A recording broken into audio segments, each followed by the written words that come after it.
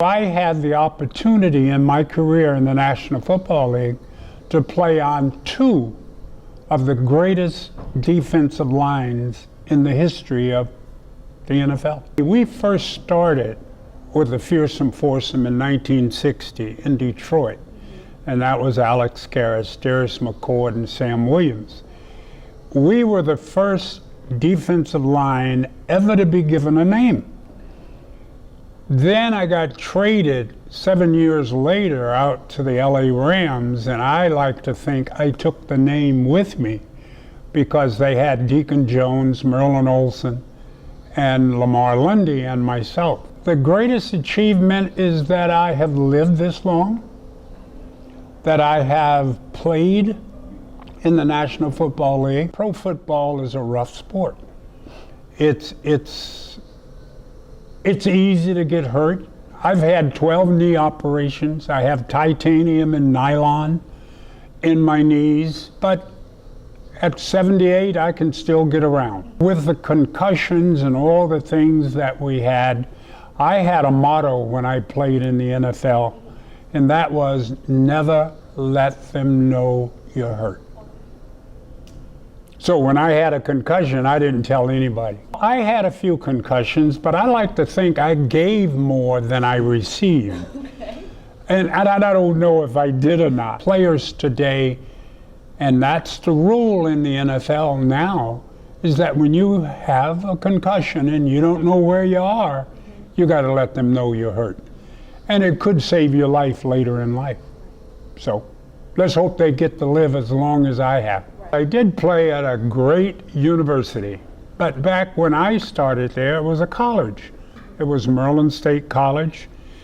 And when I attended, which later became the University of Maryland Eastern Shore, I never really thought of it as a historic black university. I was getting an education, and I went to major in football. And I graduated the top of my class. Back when I first started at Maryland State, it was a segregated university. It was for blacks only. And you went, and that was it. I loved the school. I had good classmates. We had a lot of fun, and a lot of the guys, we had football back then, of which we got rid of almost 30-some years ago. But I just have only great feelings in my heart for UMES. It was fun. When you're going to choose a college, think of what you're going to major in, because football could be only 1 year. It could be only 10 years. You got to look at, what am I going to do when my career is over? And you got to concentrate on finishing school. You got to get that education.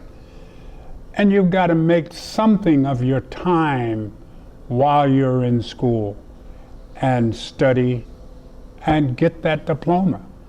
It's great to get a sheepskin, as they call it, and put it on your wall. And you say, I did that. Just like you play football, just like you cook, just like you do everything else. Make the best of the opportunities that you have. Take advantage of it. If someone gives you a scholarship, take advantage of it. Graduate, get an education. I have been successful with my business endeavors, my restaurant here, Roger Brown's Restaurant and Sports Bar. I'm proud of that, and I'm proud that I can still be a part of it. What inspired me to get into the restaurant business was the idea that I have always cooked. I've always liked it. I don't know how life is after retirement because I haven't experienced that. I guess you could say after retiring from pro football, but I'm still working. And I don't know what it means to retire. I don't think I'll ever retire. I'm on about 10 Hall of Fames right now. And I'm very proud that I was recently chosen in the Black College Hall of Fame.